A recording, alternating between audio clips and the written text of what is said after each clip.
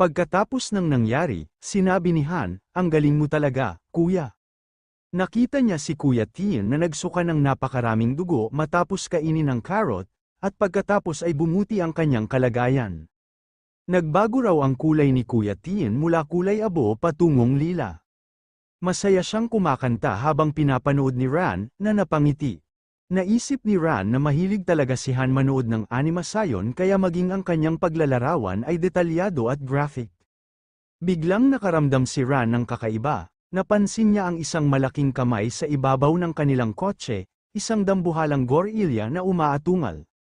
Sinabi ni Ran kay Han na kumapit ng mabuti, at sumagot ito ng, "Okay." Sinusubukan ni Ran na paandarin ang kotse, ngunit naghahanda ang gorilya na umatake. Natakot si Ran at inutusan si Han na yumuko, hawak niya ang kanyang baril, at sumagot ulit si Han ng, "Okay." Binabaril ni Ran ang gorilya, ngunit mabilis itong lumipat ng posisyon at hamarang sa harap nila. Pinaandar ni Ran ang kotse at sinubukang iliga ang gorilya, hanggang sa mabangga ito sa puno. Pagkatapos, itinutok niya ang baril at binaril ito hanggang mapatay. Lumabas si Ran ng kotse at nakita ang nakaukit na code na 5 sa gorilya. Napaisip siya kung saan nanggaling ang nilalang na ito dahil wala namang mga breeding farm o zoo sa lugar nila. Naalala niyang hawak niya ang pillbox at naisip ang Tianron Pharmaceuticals na nasa malapit. Biglang kumulog at bumuhos ang malakas na ulan sa sakahan. Sinabi ni Ran kay Han na manood na lang ng kanyang animasyon dahil may kailangang ayusin si kuya. Tumugon si Han ng, "Okay." Pumasok si Ran sa kwarto at nilapitan si Xiaobai, na nagpapakita ng pagiging mailap. Huminga ng malalim si Ran at tinanong siya ng system kung nais ba niyang ilabas ang ancient medicinal carrot. Pinili niya ang yes, at inilagay ang carrot sa bibig ni Xia. Naisip niya na kung kayang alisin ng medicinal crop na ito ang mga toxins mula sa radiated vegetables, maibabalik nito si Xia sa normal. Habang umaasa siya, lumakas ang kulog at nakaramdam ng takot si Han. Napansin niyang hindi pa bumabalik si kuya, kaya't nagdesisyon siyang puntahan ito. Habang palihim na lumalapit si Han kay Ran upang takutin siya, biglang nagulat si Ran nang maramdaman ang presensya ni Han. Niyakap siya ni Han mula sa likod at tuwang-tuwang sinabi, "Natakot kita, di ba?" Ngunit bigla siyang natigilan nang makita niyang patay na si Xia. Niyakap niya si Ran at humagulgol. Nag-aalala si Ran at niyakap din si Han. Sinasabi niyang, "Han, magpakatatag ka." Umiiyak si Han at nagtanong, "Kuya, di ba may carrot ka na kayang magligtas ng buhay?"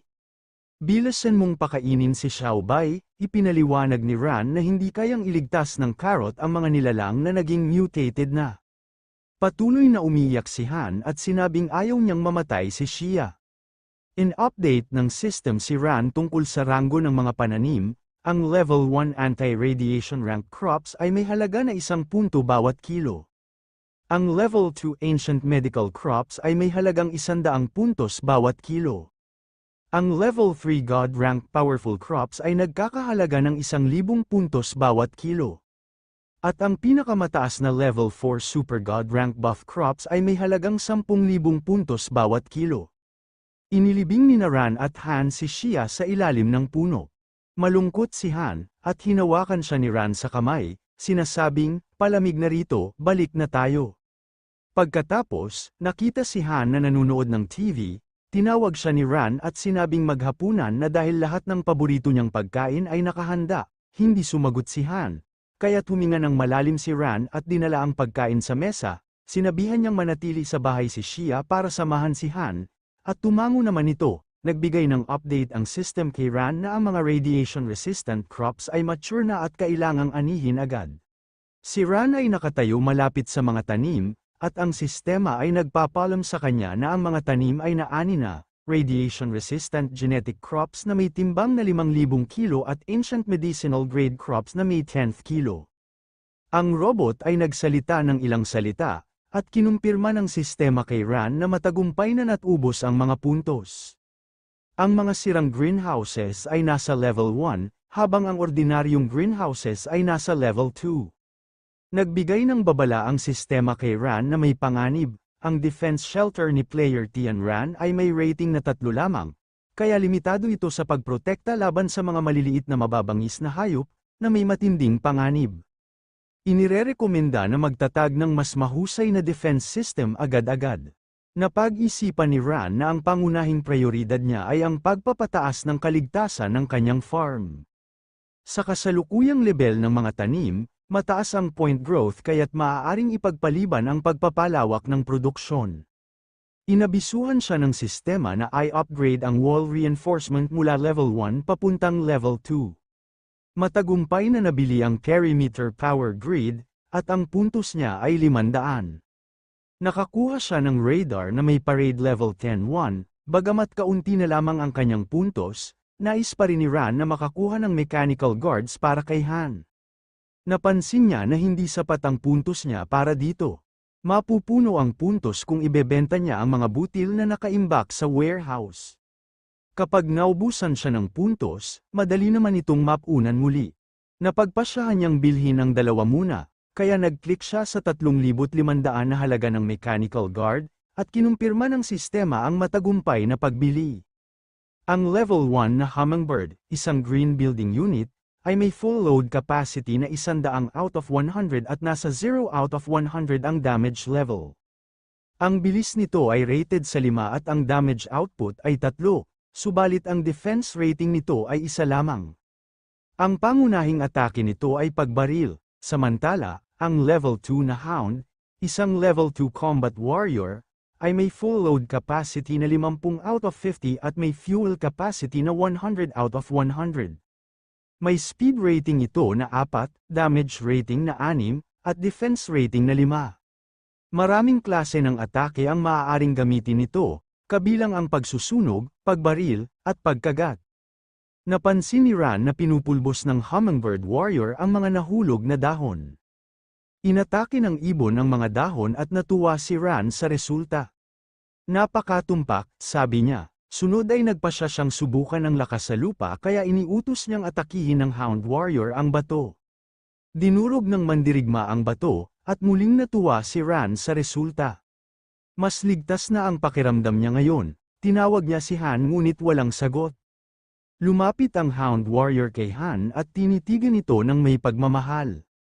Inutusan ni Ran na mula ngayon, susundan at poprotektahan nito si Han. Naintriga si Han matapos makita ito, at iminungkahi ni Ran na bigyan ito ng pangalan.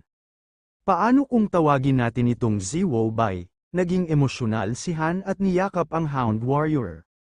Samantala, sa Tianan Pharmaceutical Company, iniulat ng isang lalaki na nalinis na ang mga samples na hindi makontrol.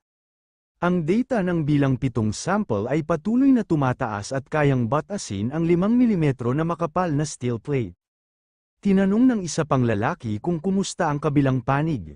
Ipinaalam ng una na ang Vice President na si Ren ay hindi masaya sa kanilang pagkabigo na i-donate ang medical equipment. Kung malaman ito ng head office, masama ang magiging resulta. Ang pangalawang lalaki, ang General Manager ng Tianan Pharmaceuticals na si Liang Chanyu, ay nakaupo at ngumiti. Sinabi niya, isa lamang siyang babae na may kaunting background. Bukod pa rito, ginawa natin ito ng palihim, at kung mag-iimbestiga siya, kailangan niyang malaman kung saan magsisimula, sang-ayon ang kausap niya ngunit nag-aalala tungkol sa head office, sabi nilang, ayos lang, sabihin kay Chinan na bantayan si Ren Xiao. Huwag hayaang sirain niya ang negosyo ni Liang, sabi ng lalaki na sumang-ayon at tumugon, ayos lang. Inutusan siya ni Liang na umalis, kaya lumabas ito. Nang mag-isa na siya sa silid, sinabi ni Liang sa sarili, baka may malaking kayamanang naghihintay. Tinanong ni Ren kung nasaan si Liang Chanyo. Sinabi ng isang babae, pasensya na, Vice President Ren, pero wala ngayon si Mr. Liang sa kumpanya. Naiirita na si Ren dahil pinalalamput nito ang kanilang sitwasyon. Sinabi ng babae na maghintay na lamang siya, ngunit diretsyong binuksan ni Ren ang pinto at galit na sinabi, Liang Chanyo, ano bang ginagawa ng utak mong parang baboy ngayon? Buong sistema ng Southern Region Medical ay paralisado. Bilang isang kumpanya ng medisina, dapat pinangungunahan mo ang mga tauhan mong makipagtulungan sa ospital at magbigay ng alternatibong kagamitan at gamot, hindi yung abala sa mga eksperimentong panghayop. Sumagot si Liang, Vice President Ren, ito ang opisina ng General Manager. Sa tingin niya, hindi naaayon na pumasok ka rito ng ganito. Paliwanag pa niya, isa siyang negosyante, at ang layunin ng isang negosyante ay kumita sa lahat ng bagay. Hindi siya naniniwala na kayang solusyonan ng kasalukuyang medisina ang sakit na ito na kumakalat sa buong mundo. Galit na nagtanong si Ren kung ano ang ibig sabihin ni Liang. Paalala ni Ren na isa rin siyang shareholder ng kumpanya at may karapatang makinabang sa mga dibidendo. Naiisip ba niya kung gaano kalaki ang magiging gantimpala kung makakagawa tayo ng solusyon? Ngumiti si Ren. Nagtanong siya kung nakagawa na ng progreso ang pananaliksik ni Mr. Liang. Kahit ang Yanhuang Federal Government ay wala pang nagawang mabisang gamot. Sinabi ni Ren na kailangan niyang bisitahin ang kanyang laboratorio. Tumawa si Liang at sinabing nagbibiro lang siya, paano raw siya makakagawa ng solusyon ng ganoon kabilis. Ngunit kung makikipagtulungan si Vice President Ren at magbibigay ng mas maraming tauhan sa proyekto, siguradong mas bibilis ang progreso. Nagdeklara si Ren na pupunta siya sa laboratorio mamaya upang suriin ang progreso. Pabirong sinabi ni Liang na malugod niyang tatanggapin ito at nag-arrange na siya ng personal na escort para kay Ren. Sinabi ni Ren, sige, pupunta na ako. Sinabi ni Liang na ihahatid niya ito.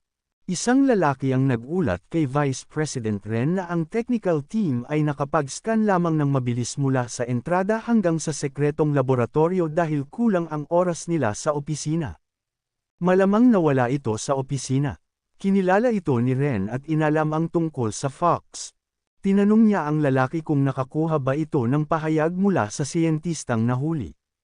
Sumagot ang lalaki, hindi, may pirang sila tuwing pumapasok at lumalabas. Ngunit nakuha namin ang keycard. Natuwa si Ren at sinabing, napakabuti nito.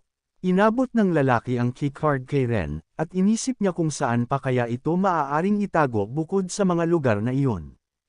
Kung ang pinakamapanganib na lugar ay ang pinakaligtas, posible bang nasa laboratorio ito? Isang lalaki ang nagpakilala kay Ren bilang si Tu, siya ang nakatokang sumama at magpaliwanag sa kanya. Sasamahan niya siya sa paligid ngayon. Sumang-ayon si Ren at sinabing, sige, Director 2, tingnan muna natin ang progreso ng mga experimental subjects. Tumugon si Tu at nag-anyaya, dito po tayo. Pinakita niya si number 7, ang tanging subject sa experimental batch na hindi nagwala.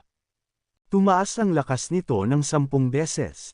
Bagamat hindi ito gaanong marahas tulad ng mga nabigong subject, mayroon pa rin itong ilang antas ng pagiging agresibo. Isang lalaki ang lumapit ng may kaba at sinabi sa direktor, hindi maganda ito. Bumulong siya kay Tu, na natataranta at napasigaw, paano nangyari ito? Nagmamasid si Ren habang nakangiti ang dalawa. Tinanong ni Tu kung paano ito nangyari, at ipinaliwanag ng lalaki na hindi nila alam. Pumarito na po kayo at tingnan ito. Humingi ng paumanhin si Tu kay Ren, Vice President, pasensya na po, may emergency tayo kaya hindi ko kayo masasamahan. Ipinakilala niya ang isang kasamahan na sasama kay Ren. Sinabi ni Ren, ayos lang, routine check lang naman ito. Maglalakad lang ako ng kaunti at pagkatapos ay aalis na. Sinabi ng lalaki na nag-aalala siya dahil labag ito sa patakaran. Tumugon si Ren, nasa surveillance coverage naman tayo. Ano ba ang ikinababahala mo? Iminungkahi ng lalaki kay Tu na sumunod dito. Sinabi ni Ren na magmadali na sila dahil mukhang importante ito. Sumang-ayon si Tu at sinabing lagi silang nakabantay para sa kanyang kaligtasan. Nang naiwan si Ren mag-isa sa laboratorio, kinontak niya ang lalaki gamit ang ear transmitter at sinabi, panahon na para kumilos. Nakaupo ang lalaki sa kanyang computer at tumugon, ayos lang. Inabisuhan siya ng sistema na sakop na ng surveillance. Sinabi niya kay Ren na nasakop na ito. Humingi si Ren ng tulong na i-scan ang lugar para sa kanilang taguan. Inirerekomenda ng lalaki na tingnan ang hilagang silangang sulok, kung saan maaaring may hollow sa pader o pinjutang maaaring i-press. May 30 minuto si Ren. Tumugon si Ren, eto na, at pumasok siya sa pintuan. Nakakita siya ng maraming human subjects sa loob, at napukaw ang kanyang interes. Tinanong ng lalaki si Ren kung kumusta ang nakita niya. Sinabi ni Ren na mas malala ito kaysa sa inaasahan. Tinanong ng lalaki kung kailangang tawagan ang head office para mamagitan. Sumagot si Ren, sandali lang. Napansin niya ang isang babaeng test subject na nagtatransform bilang sirena at nakilala ang pangalan nito, Jianglin. Nagalit si Ren at inisip, ang bastos na iyon. Samantala, ipinapalam ng sistema kay Ran na handa na ang kanyang radiation-resistant crops para anihin. Natuwa si Han sa balitang ito. Tinawag ni Ran si Han, halika, tulungan mo ako para matapos tayo ng maaga't makakakain agad ng hapunan. Nangangalumata si Han at kinuha ang isang mais, saka humiling, kuya, gusto ko sanang ihawin ito. Tumawa si Ran at tinanong kung gutom na ba siya. Sinabi ni Han na sobrang gutom na siya. Inutusan ni Ran si Han na mag-ipon ng tuyong kahoy at iyon niya ang mais na may mantikilya. Natuwa si Han at sumigaw ng, yay! Habang nag-iiho si Ran, tinanong ni Han, kuya, paano kung kainin ko lahat ng ito at maging baboy ako? Napaisip si Ran at sinabi na sa katunayan, mas malaki na ang kanyang gana ngayon. Ipinaliwanag niya na ang espesyal na tanim ay nakakatulong magpalakas ng katawan, at habang lumalakas ang katawan niya, mas tataas ang pangangailangan sa sustansya. Hindi siya tataba sa pagkain ng marami. Ipinapalam ng sistema kay Ran na si Han ay 6 na taong gulang na may lakas na rated sa 10, katalinuhan sa 11, bilis sa 11, at tibay sa 11 out of 11. Patuloy sa pagkain si Han at sumagot ng, okay. Naiisip ni Ran na matapos ang ilang araw na pagkain ng radiation-resistant vegetables, malaki ang itinaas ng kanilang pisikal na data. Naalala niya ang imahen ng kapatid na naging parang King Kong Barbie na tinatawag siyang kuya, at natawa siya sa sarili, bakit ko nga ba iniisip ito? Pinuri ni Han ang lasa ng inihaw na mais, at sinabi ni Ran, gagawan kita ng maanghang pa. Naiisip niya na kahit magaya pa ang gana ni Han sa isang tulad ni Luffy, kaya pa rin niya itong sustenahan.